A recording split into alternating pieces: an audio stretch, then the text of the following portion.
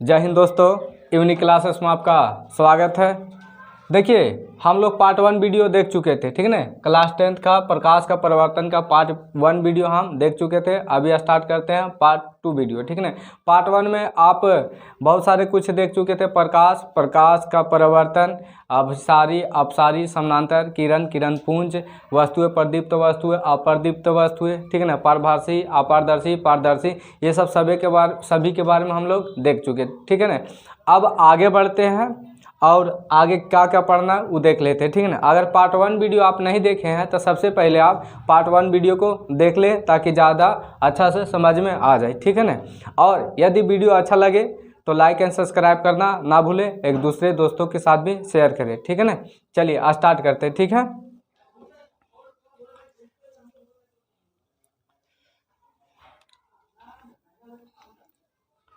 तो सबसे पहले आज पढ़ना है प्रकाश का परिवर्तन। क्या पढ़ना? प्रकाश का परिवर्तन। ऐसे पिछले वीडियो में भी प्रकाश का परिवर्तन के बारे में बता दिए थे, ठीक है ना। तो आज भी पढ़ना है थोड़ा सा।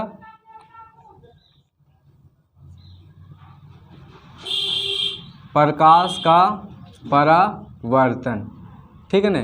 तो हम बताए थे पिछले वीडियो में कि परिवर्तन का मतलब होता है टकरा कर वापस लौटने को क्या कहते हैं? परिवर्तन। लेकिन प्रकाश का परिवर्तन का मतलब प्रकाश किसी वस्तु से टकराकर वापस लौटना चाहिए, तो इसी को क्या कहते हैं? प्रकाश का परिवर्तन। तो लिखेंगे प्रकाश को किसी वस्तु से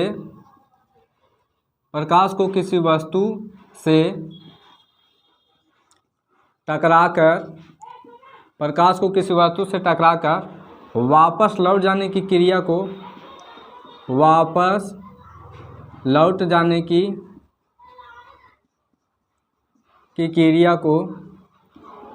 प्रकाश का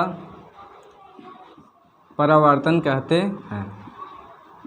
प्रकाश का परिवर्तन कहते हैं, ठीक ना। प्रकाश यदि किसी वस्तु से टकराया और वापस लौट आया तो वापस लौटने की इस क्रिया को क्या कहते हैं? प्रकाश का परिवर्तन कहते हैं, ठीक है ना। चलिए अब आगे देखना है।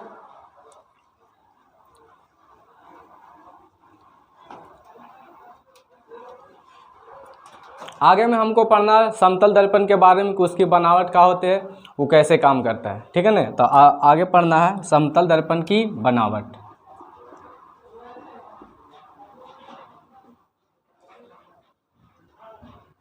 समतल दर्पण की बनावट जो घरों में साधारण उपयोग में किए जाने वाली जो दर्पण होती है वो समतल दर्पण है। जैसे में आप चेहरा देखने के लिए जिसका इस्तेमाल घरों में करते हैं वो समतल दर्पण है। तो उसकी बनावट क्या होती है, चलिए देखते हैं, ठीक है ना। सबसे पहले जो समतल दर्पण होती है वो चिकनी सतह वाली कांच की प्लेट होती है। चिकनी सतह वाली कांच की प्लेट होती है।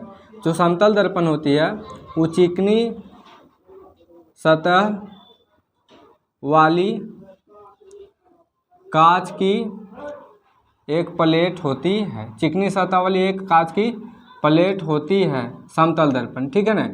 अब देखिए समतल दर्पण कांच की एक चिकनी प्लेट होती है और उसको एक तरफ, जैसे मैं मान के चलिएगा ये है तो ये दो साइड से होता है ना, तो एक साइड को क्या कर दिया जाता है? चांदी की पतली परत चढ़ा दिया जाता है। चांदी की पतली परत एक साइड में, और दूसरा साइड से तो हम लोग चेहरा देखते हैं ना, तो एक साइड में क्या चढ़ा दिया जाता है? चांदी की पतली परत। चांदी की पतली परत चढ़ा दिया जाता है। पतली परत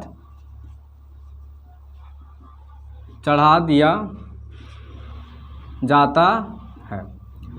जैसे में मान के चलिएगा ये समतल दर्पण, ये चिकनी कांच की एक प्लेट है, ऐसे मान के चलिएगा ये चिकनी कांच की एक प्लेट है और इसके एक साइड इधर या इधर, तो इधर को मान के चलिएगा किसको का चढ़ा दिए हम? चांदी की एकदम पतली सी परत, चांदी की पतली सी परत चढ़ा दिए, ठीक है।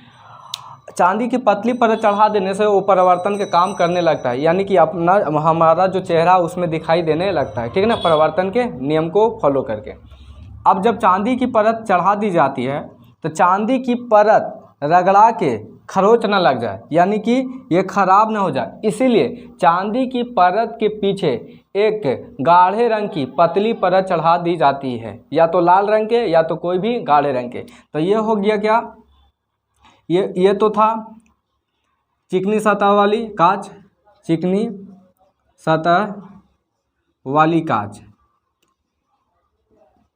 और ये जो था वो चांदी की पतली परत, चांदी की पतली परत। लेकिन चांदी की पतली परत खराब ना हो जाए, इसके लिए चांदी की पतली परत के पीछे से भी एक परत चढ़ा दी जाती है, वो होता है कोई भी लाल रंग या गाढ़े रंग का पतली परत। यहाँ से 3 परतें मान के चलिएगा। हाँ, ये जो है उसको ऐसे मान के चलिएगा। तो ये जो है वो पेंट है, वो पेंट किसके लिए, चांदी की पतली परत खराब ना हो जाए उसके लिए पेंट चढ़ा दी जाती है। तो ये हो गया, ये जो पार्ट है ये हो गया चिकनी सतह कांच की चिकनी प्लेट, और ये हो गया चांदी की पतली परत। और उसके पीछे जो रहता है वो गाढ़े रंग का कोई भी कलर जो चांदी का परत में खरोंच ना लग जाए उसके लिए रहता है। ठीक है, तो चलिए तीसरा में क्या लगाते हैं, गाढ़े रंग लाल रंग या चांदी की परत के पीछे, चांदी की परत के पीछे लाल रंग या कोई गाढ़े रंग की परत चढ़ा दी जाती है। तो कितने परत है, 2 परत, एक चांदी का एक रंग का। ठीक है ना, तो इस प्रकार से समतल दर्पण की बनावट होती है। ठीक है, चलिए आगे बढ़ते हैं।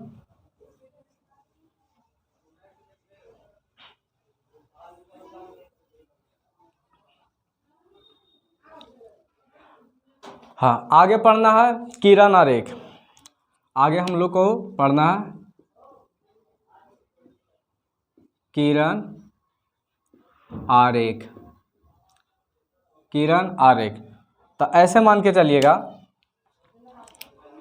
एक कोई समतल दर्पण है, ऐसे मान के चलिएगा। ये जो लकीरें खींची जा रही है आपको बता रहा है कि पीछे से पेंट किया हुआ है और इधर चिकनी सतह।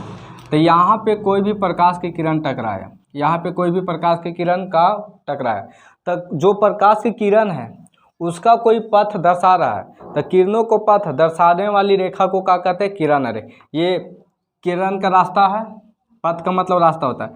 किरण का पथ जो रेखा द्वारा दर्शाया जाता है उस रेखा को क्या कहते हैं, किरण रेखा। अगर इस रेखा के द्वारा अगर किरणों का पथ दर्शाया जा रहा है, यानी किरणों का रास्ता बताया जा रहा है इस रेखा के द्वारा, तो इस रेखा को हम क्या कहेंगे, किरण आरेख कहेंगे। ठीक है ना, तो ये रेखा जो हो जाएगा वो किरण आरेख हो जाएगा, किरण आरेख। तो यहाँ से लिखेंगे किरणों का पथ, किरणों का पथ दर्शाने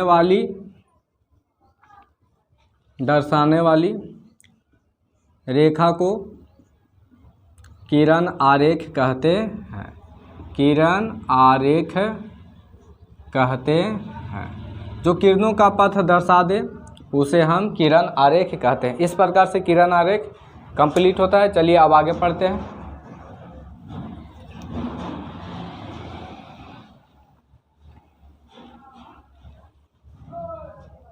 आगे पढ़ना है परावर्तन के नियम।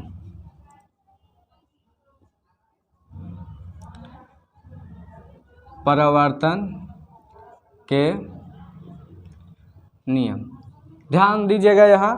यहाँ पे प्रकाश का परावर्तन का नियम नहीं है, सिर्फ परावर्तन का नियम है। ठीक है ना, प्रकाश का परावर्तन के नियम अलग होता है और परावर्तन के नियम अलग है। ठीक है ना, तो इसमें क्या देखेंगे, मान के चलिएगा ये कोई वस्तु या मान के चलिएगा समतल दर्पण है, इस पर कोई किरण आरेख आया या कोई प्रकाश आया और वापस लौट गया। ठीक है ना, वापस लौट गया, इधर से प्रकाश आया, इधर का हो गया, वापस लौटा गया। ठीक है ना, तो जिस नियम को पालन करते हुए कोई भी प्रकाश मुड़ता है उसी को क्या कहते हैं हम, परावर्तन का नियम। जिस नियम का पालन करते हुए कोई भी प्रकाश किसी वस्तु से टकराकर वापस लौट जाती है उस नियम को ही क्या कहते हैं, परावर्तन का नियम। ठीक है ना, तो लिखेंगे जिस नियम का पालन करते हुए, जिस नियम का पालन करते हुए किरण सतह से टकराकर वापस लौटती है उसे परावर्तन का नियम कहते हैं। जिस नियम को पालन करते हुए कोई भी किरण सतह से टकराकर वापस लौटती है उसे हम क्या कहते हैं, परावर्तन का नियम। प्रकाश का परावर्तन के नियम आगे पढ़ेंगे, अभी है जिस नियम को पालन करते हुए कोई प्रकाश की किरण वापस लौट गया उसे क्या कहते हैं, परावर्तन का नियम। ठीक है, चलिए अब आगे पढ़ते हैं।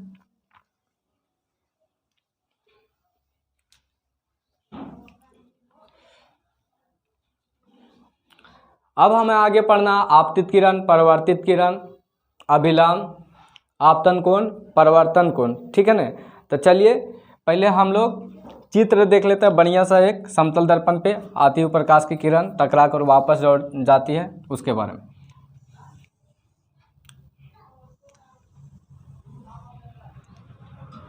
इधर चित्रित कर देते हैं, इसका मतलब इधर पेंट किया गया और चिकनी सतह ऊपर है। ठीक है, देखिए दर्पण से टकराने वाली किरण को आपतित किरण कहते हैं। ठीक है ना, और दर्पण के जिस बिंदु पे आपतित किरण टकराती है उसे कहते हैं आपतन बिंदु। दर्पण के जिस बिंदु पे आपतित किरण टकराती है उसे कहते हैं आपतन बिंदु। ठीक है ना, तो यहाँ पे मान के चलिएगा कि ओ जो है वो आपतन बिंदु है, ये जो आ रहा है वो कौन है, आपतित किरण। और दर्पण से यानी दर्पण से टकराने के बाद उसी रास्ते में या उसी दिशा में लौट जाने वाली प्रकाश की किरण को क्या कहते हैं, परावर्तित किरण। इसको क्या बोलिएगा, परावर्तित किरण। ठीक है ना, तो आपतित किरण आने वाली सतह से टकराकर वापस चल जाने वाली को परावर्तित किरण, और आपतित किरण समतल दर्पण के जिस बिंदु पे टकराती है उस बिंदु को क्या कहते हैं, आपतन बिंदु। और यहाँ पे सुनिएगा, अब मान के चलिएगा कि यहाँ पे आप लंब डालिएगा, आपतन बिंदु के पास आपको क्या डालना है, लंब डालना है।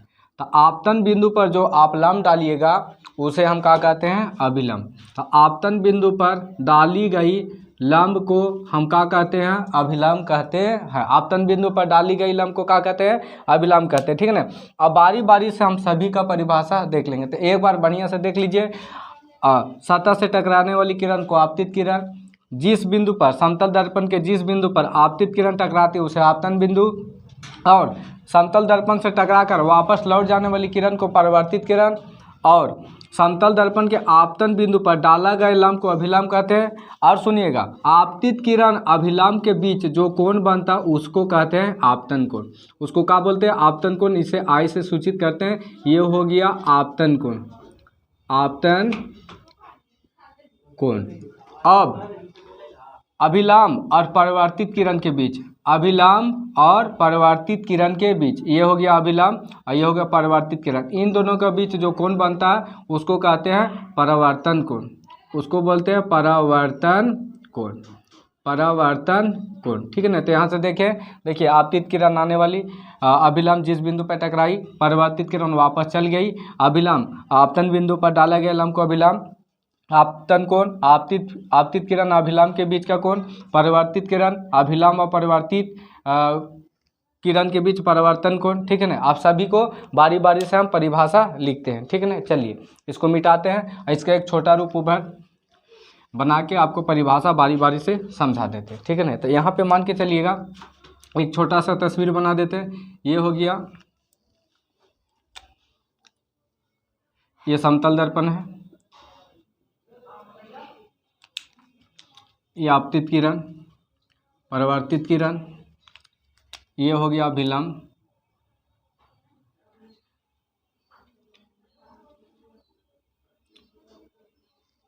ये O है, ये I था, ये R था। अभिलंब को N से सूचित करते हैं, नॉर्मल रे उसको बोलते हैं। ये हो गया आपतित किरण, आपतित किरण, परावर्तित किरण, आपतन कोण परावर्तन कोण। तो चलिए परिभाषा देख लेते हैं सभी को। यहाँ से लिखेंगे आपतित किरण, आपतित किरण। तो आपतित किरण का मतलब किसी सतह से टकराने वाली किरण को आपतित किरण कहते हैं।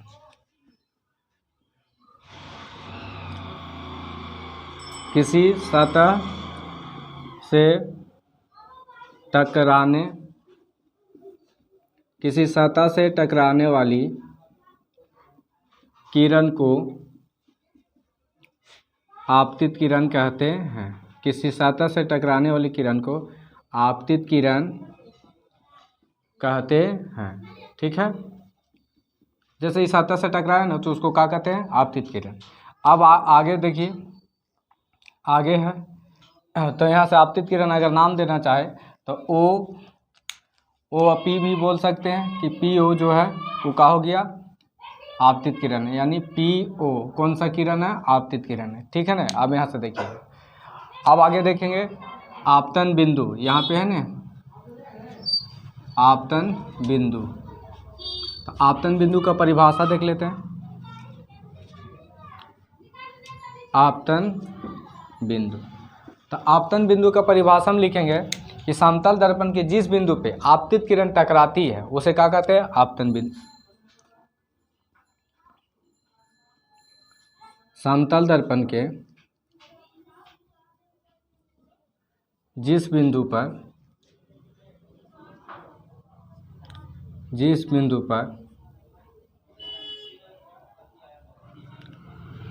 आपतित किरण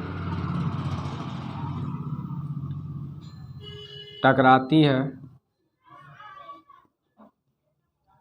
उसे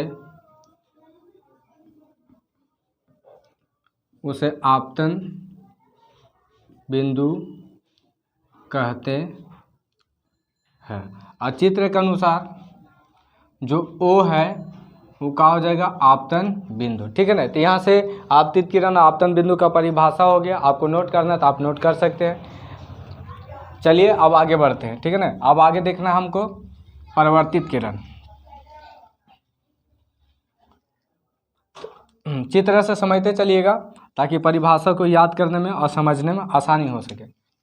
अगला है परावर्तित किरण।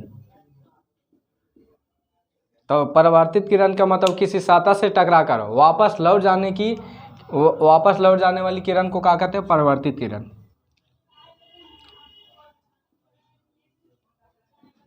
किसी सतह से टकराकर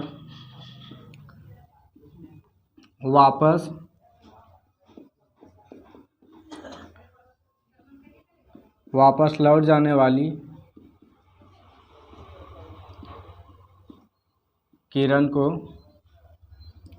परावर्तित किरण कहते हैं। परावर्तित किरण कहते हैं।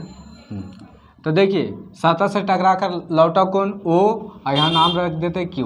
तो OQ जो है उस सतह से टकराकर वापस लौट गया। तो चित्र के अनुसार जो OQ होगा वो कौन सा किरण होगा, परावर्तित किरण होगा। ठीक है ना। तो आप देख चुके हैं आपतित किरण, आपतन बिंदु और परावर्तित किरण। अब बच गया कौन, अभिलंब। कौन सा बच गया, अभिलंब। तो अभिलंब के बारे में लिखते हैं। अभिलंब तो समतल दर्पण पर या आपतन बिंदु पर खींची गई लंब को ही क्या कहते हैं, अभिलंब कहते हैं। ये हो गया आपतन बिंदु। इस पे जो भी आप लंब खींचिएगा, लंब का मतलब 90 डिग्री सीधा। तो अगर इधर खींचे तो इसको तो लंब है, लेकिन आपतन बिंदु पर आप खींच देते हैं समतल दर्पण के आपतन बिंदु पर, तो इसका नाम क्या हो जाता है, अभिलंब। तो लिखेंगे आपतन बिंदु पर खींची गई लंब को उस दर्पण का अभिलंब कहलाता है। उस दर्पण का अभिलंब कहलाता। किस दर्पण का? तो जिस दर्पण का आपतन बिंदु था उसी दर्पण का ये लंब अभिलंब कहलाता है। तो यहाँ से देख सकते हैं किसी सतह से टकराकर वापस लौट जाने की वाली किरण को परावर्तित किरण, अभिलंब का मतलब आपतन बिंदु पर जो भी आप लंब डालिएगा उसका नाम हो जाएगा अभिलंब। तो आपतन बिंदु पर खींची गई लंब को उस दर्पण का क्या कहते हैं? अभिलंब कहते हैं। इसको भी नोट कर लेंगे।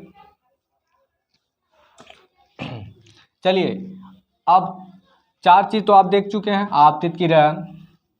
आपतित किरण, परावर्तित किरण, आपतन बिंदु और अभिलंब। आप देखना आपतन कोण और परावर्तन कोण। आप कौन सा देखना है? आपतन कोण और परावर्तन कोण। ये आपतन कोण है जो आपतित किरण अभिलंब के बीच है। तो लिखेंगे सबसे पहले आपतित किरण,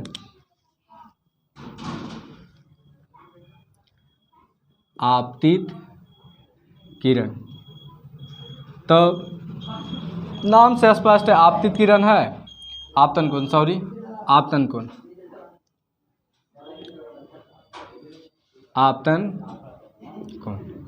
तो नाम से स्पष्ट है आपतन कोण, तो आपतित किरण आना चाहिए। अब एक का हो जाएगा अभिलंब। तो लिखेंगे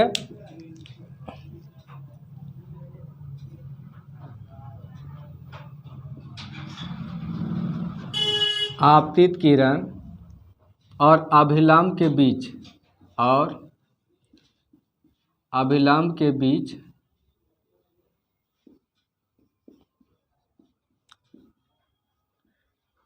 बना कोण को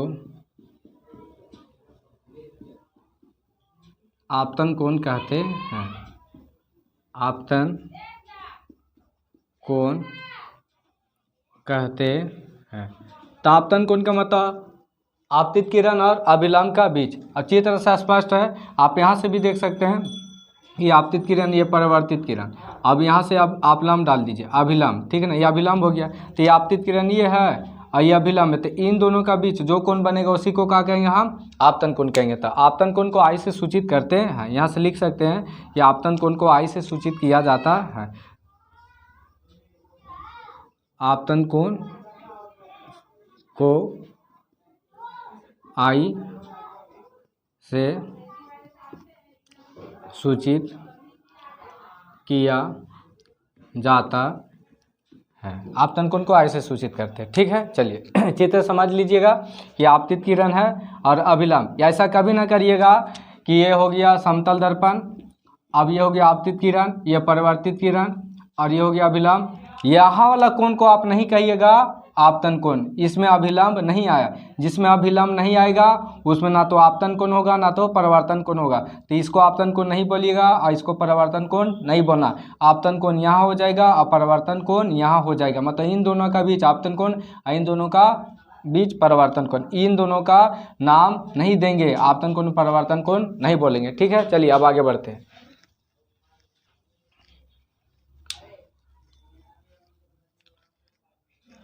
अब हम लोग देखेंगे परावर्तन कोण।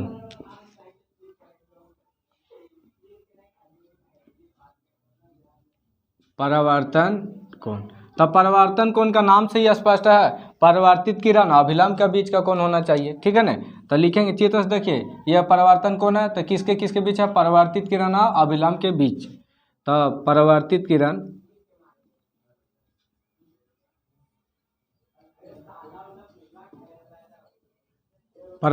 किरण तथा अभिलंब के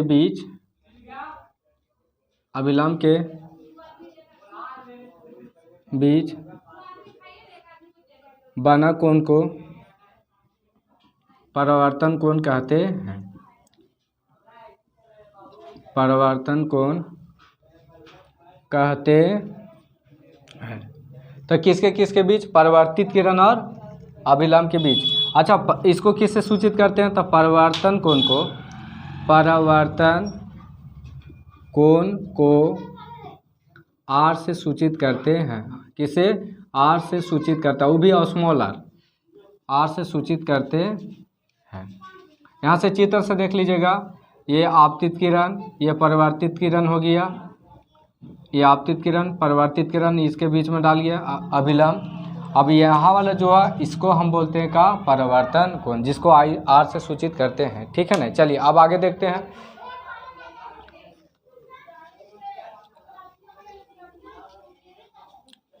ये हो गया आपतित किरण, आपतन बिंदु, परावर्तित किरण, अभिलंब, आपतन कोण, परावर्तन कोण, जो कि सब चित्र के माध्यम से आपको बता दिया गया है। अब हम लोग आगे देखने वाले हैं। अब हम लोग देखेंगे प्रकाश के परावर्तन के नियम। इसके पहले आप देखे थे, आज सबसे पहले पढ़ाए थे परावर्तन का नियम। तो उसमें कहा था जिस नियम का पालन करते हुए परावर्तन कोण टकरा कर वापस लौट जाती है, आपतित किरण वापस लौट जाते, उसी को क्या कहते थे? परावर्तन के नियम। लेकिन अभी पढ़ेंगे प्रकाश के परावर्तन का नियम। ठीक है ना। तो चलिए लिखेंगे प्रकाश का परावर्तन, प्रकाश का परावर्तन का नियम। तब प्रकाश का परावर्तन का दो नियम है। प्रकाश का परावर्तन के कितने नियम है? दो नियम है। तो यहाँ से लिखेंगे प्रकाश का परावर्तन का दो नियम है। प्रकाश के परावर्तन के कितने नियम है? दो नियम है। आइए कौन कौन सा नियम है उसके बारे में चित्र के माध्यम से समझ लेते हैं। ठीक है ना। तो देखिए यहाँ से चित्र बना रहे हैं, ये समतल दर्पण है, ये रजतीत कर रहे हैं, जो कि बता दिए रजतीत क्या होता है। ये आपतित किरण, ये परावर्तित किरण। अब ये हो गया अभिलंब, ये हो गया अभिलंब। तो सबसे पहला नियम है कि आपतित किरण, परावर्तित किरण और अभिलंब तीनों एक ही समतल में होते हैं। एक ही समतल में होते का मतलब तीनों एक ही बिंदु पे आकर मिलते हैं। देखिए इधर से आया आपतित किरण इस बिंदु पे, परावर्तित किरण भी यहीं से निकला और अभिलंब जो डाले इसी बिंदु पे डाले। तो इसीलिए होता है आपतित किरण, परावर्तित किरण तथा आपतन बिंदु पर डाला गया अभिलंब तीनों एक ही समतल में होते हैं। एक ही समतल का मतलब है एक ही बिंदु पे सभी कोई मिलते हैं, इसी को कहते हैं का कि तीनों एक ही समतल में होता है। या फिर आप जब टच कीजिएगा तो तीनों एक ही साथ में टच हो गया। जैसे में अगर आप आपतित किरण यहाँ से टकराई है तो परावर्तित किरण यहाँ से नहीं निकलेगी, ये क्या हो जाएगा? गलत। जहाँ से आपतित किरण टकराया, जिस बिंदु से टकराया उसी बिंदु से क्या निकलेगा? परावर्तित किरण निकलेगा। ना कि यहाँ से टकराई इस बिंदु से, इस बिंदु का नाम रख देते हैं। अब बी से परावर्तित किरण नहीं निकलेगी, यहीं से निकलेगी, जिस बिंदु से टकराई उसी बिंदु से। इसीलिए अब अभिलंब भी डालना है तो यहीं डालना है, इधर नहीं डालना है। ठीक है ना। इसीलिए कहते हैं कि आपतित किरण, परावर्तित किरण तथा आपतन बिंदु तीनों एक ही समतल में होते हैं। दूसरा बात, जो आपतन कोण होता है आई, परावर्तन कोण आर के बराबर होता है। कहने का मतलब है अगर इन दोनों का बीच 30 डिग्री का कोण बन रहा है तो इन दोनों का भी बीच 30 डिग्री का ही कोण बनेगी। अगर अभिलंब से 30 डिग्री बनाते हुए आपतित किरण आपतित होती है तो अभिलंब से 30 डिग्री बनाकर ही परावर्तित किरण वापस जाएगी। ठीक है ना। तो चलिए दोनों नियम को हम अब लिख लेते हैं। पहला नियम आपतित किरण, परावर्तित किरण तो आपतन बिंदु पर डाला गया अभिलंब तीनों एक ही समतल में होते हैं। एक ही समतल का मतलब तीनों एक ही बिंदु पे मिलते हैं। दूसरा बात, आपतन कोण परावर्तन कोण के बराबर होता है। तो पहला नियम को लिखेंगे। पहला नियम है आपतित किरण, परावर्तित किरण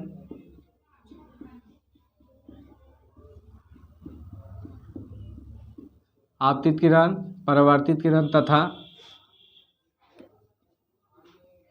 आपतन बिंदु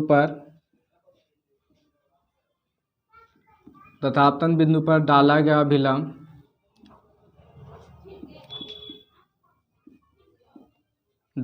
अभिलंब तीनों एक ही समतल में होते हैं। तीनों एक ही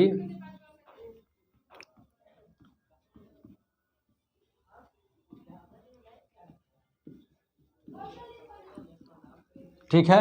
चलिए, ये था पहला नियम। अब लिखेंगे दूसरा नियम। तो दूसरा नियम आसान है, आपतन कोण परावर्तन कोण के बराबर होता है। आपतन कोण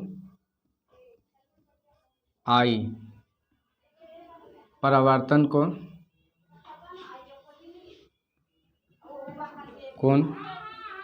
आर के, मतलब दोनों एक दूसरे में क्या होता है, बराबर होता है। तो आपतन कोण आई परावर्तन कोण आर के बराबर होता है। इसको क्या कहते हैं, प्रकाश के परावर्तन का नियम। ठीक है ना। तो देखिए फिर से एक बार देख लेते हैं प्रकाश के परावर्तन का। तो आपतित किरण, परावर्तित किरण आपतन बिंदु पर डाला गया अभिलंब तीनों एक ही समतल में होता है। दूसरा आपतन कोण परावर्तन कोण के क्या होता है, बराबर होता है। इसको भी नोट कर लेंगे। चलिए अब आगे देखते हैं।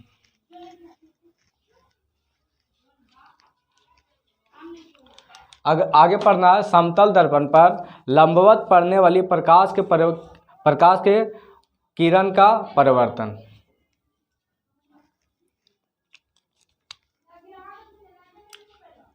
समतल दर्पण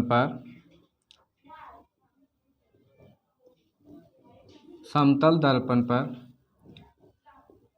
लंबवत पड़ने वाली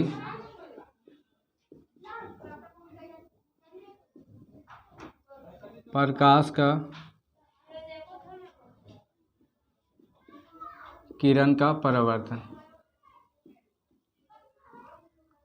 कहने का मतलब है, यदि कोई प्रकाश की किरण समतल दर्पण के लंबवत यानी पूरा सीधा पड़ता है तो इसका परावर्तन कैसे होगा। तो देखिए कोई भी किरण हो, यदि समतल दर्पण के एकदम लंबवत यानी 90 डिग्री कोण बनाते हुए निकलेगी तो बिना मुड़े हुए उसी पथ पे वापस लौट जाएगी। दर्पण से परावर्तन के बाद बिना मुड़े हुए, मतलब कि इस रास्ते में और इस रास्ते में मुड़ेगी नहीं और उसी पथ पे क्या हो जाएगी, वापस लौट जाएगी। तो समतल दर्पण पर लंबवत पड़ने वाली प्रकाश की किरण दर्पण से परावर्तन के बाद उसी पथ पे यानी उसी रास्ते पे क्या हो जाएगा, वापस लौट जाएगी। इसमें क्या होता है, गौर से सुनिएगा। अगर इसमें हम बोल देंगे कि आपतन कोण बताइए, कौन सा कोण बताना है, आपतन कोण बताना है कि कितना डिग्री है, और दूसरा बात आपको बताना है इसमें परावर्तन कोण। ठीक है ना। इसको क्या बताना है, परावर्तन कोण। कौन सा, जब लंबवत पड़ती है तब। तो इसमें क्या होता है, जो अभिलंब था वो भी इसी रेखा पे है और जो किरण आई वो भी इसी रेखा पे है। कहने का मतलब ये पहले से मान के चलिएगा, यहाँ से देखिएगा, ये पहले से समतल दर्पण है और यहाँ से लंब पहले से डाल चुके हैं, पहले से क्या डाल चुके हैं, लंब। और लंब के ही दिशा में कौन सा किरण आपतित हो रही है, आपतित किरण आपतित हो रही है लंब की दिशा में। तो अच्छा आप ही से पूछ लिया जाए कि कितना डिग्री का कोण है, तो ये रेखा और ये रेखा, ये दोनों के बीच कोण मापते हैं कि कितना डिग्री का कोण है। और यहाँ से देखिए दोनों रेखा एक दूसरे के संपाती है, मतलब उसी रेखा पे दूसरा रेखा भी है। तो इन दोनों का बीच कोण बनेगा ही नहीं, तो कितना का बनेगा, 0 डिग्री का। तो आते समय भी 0 डिग्री का बनाया और जाते समय भी कितना डिग्री का बनाया, 0 डिग्री का। कोई 90 डिग्री नहीं बोल देंगे। काहे, जो भी आपतन कोण निकालते हैं वो अभी बता चुके, आपतित किरण अभिलंब के बीच का कोण। तो आपतित किरण भी यही है, आपतित किरण भी यही है और अभिलंब भी यही है। तो आपतित किरण भी यही, अभिलंब भी यही है, दोनों एक ही रेखा पे है। तो इसमें गैप तो है ये नहीं है, गैप नहीं है ना, तो गैप नहीं है तो कोण बनेगा नहीं। कहने का मतलब एक रेखा खींची और फिर एक रेखा इसी पे खींची, अब बोलेंगे कि दोनों रेखा के बीच में कितना डिग्री का कोण बनाता हो, गैप है ये नहीं ना, जगह स्पेस है ये नहीं, तो कोण बनेगा नहीं, बनेगा। इसीलिए जब कोई भी किरण हो समतल दर्पण पे यदि लंबवत पड़े तो उसमें जो आपतन कोण होगा वो भी 0 डिग्री और परावर्तन कोण होगा वो भी क्या होगा, 0 डिग्री। लेकिन बिना दर्पण से परावर्तन के बाद क्या हो जाएगा, वापस उसी पथ पे जैसे आया था उसी पथ पे क्या हो जाएगा, वापस लौट जाएगा। इसमें समझने वाली बात है कि आपतन कोण जो होगा वो 0 डिग्री होगा और परावर्तन कोण भी कितना होगा, 0 डिग्री होगा। ठीक है। तो चलिए हम लोग अब लिखते हैं। ध्यान देने वाली बात है कि समतल दर्पण पर लंबवत पड़ने वाले प्रकाश की किरण का परावर्तन कैसे होता है। तो परावर्तन बता दिए हैं कि दर्पण से परावर्तन के बाद उसी पथ पे कहाँ हो जाएगी, वापस लौट जाएगी। इसमें आपतन कोण 0 डिग्री होगा और परावर्तन कोण भी कितना होगा, 0 डिग्री होगा। चलिए तो लिखना है,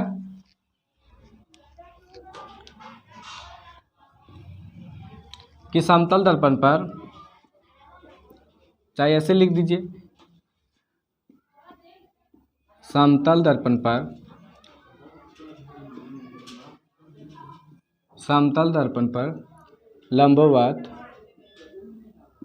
पड़ने वाली, लंबवत पड़ने वाली प्रकाश की किरण दर्पण से परावर्तन के बाद, दर्पण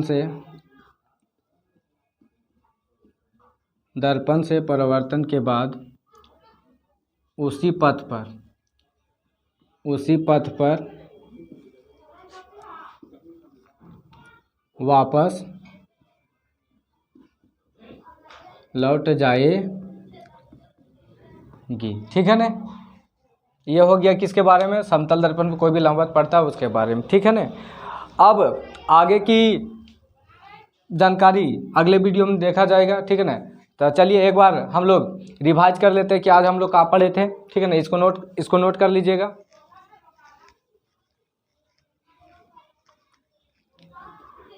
हाँ, तो एक बार रिवाइज कर देते हैं कि अभी हम कहाँ पढ़े थे। सबसे पहले पढ़े थे प्रकाश का परावर्तन। ठीक है ना, तो प्रकाश का परावर्तन में क्या था, प्रकाश को किसी सतह से टकराकर वापस लौट जाना प्रकाश का परावर्तन था। फिर पढ़े थे समतल दर्पण की बनावट। तो समतल दर्पण क्या होता है, एक समतल क्या होता है, कांच की प्लेट होता है, कांच की क्या होता है, प्लेट होता है। उसमें पीछे की साइड से चांदी की परत चढ़ा दी जाती है, पतली परत, और चांदी की परत के बाद क्या चढ़ा दी जाती है, किसी गाढ़े रंग का या लाल रंग का परत चढ़ा दी जाती है, जिससे चांदी की परत में कोई खरोंच नहीं आए। उसके आगे पढ़े थे का किरण रेखा। तो किरणों का पथ दर्शाने वाली रेखा को क्या कहते थे, किरण रेखा कहते थे। उसके बाद पढ़े थे परावर्तन के नियम, प्रकाश के परावर्तन के नियम नहीं, परावर्तन के नियम। तो परावर्तन के नियम का मतलब है कि जिस नियम का पालन करते हुए कोई भी किरण किसी सतह से टकराकर वापस लौट जाती है उसे क्या कहते हैं, परावर्तन का नियम। उसके आगे पढ़े थे का आपतित किरण, परावर्तित किरण, आपतन बिंदु, अभिलंब, इसके बारे में। तो आपतित किरण किसी सतह से टकराने वाली किरण को आपतित किरण कहते हैं। अभिलंब, आपतन बिंदु, तो समतल दर्पण के जिस बिंदु पर आपतित किरण टकराती है उसे क्या कहते हैं, आपतन बिंदु।